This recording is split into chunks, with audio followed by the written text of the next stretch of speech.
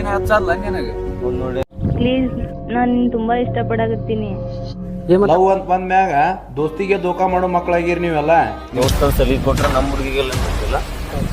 ಕೈದಿಲ್ಲ first ನಮ್ಮ ದೋಸ್ತನ ಗಪ್ ಕೂತ್ರೆ ಏನೋ ಬಾ ಹಾಡತ್ತಿಲ್ಲ ಹಳೆ ಕಡೆ. ನೀ ಸತ್ತೋದಪ್ಪ ಅಂತಂದ್ರ ಅವಳೇನ್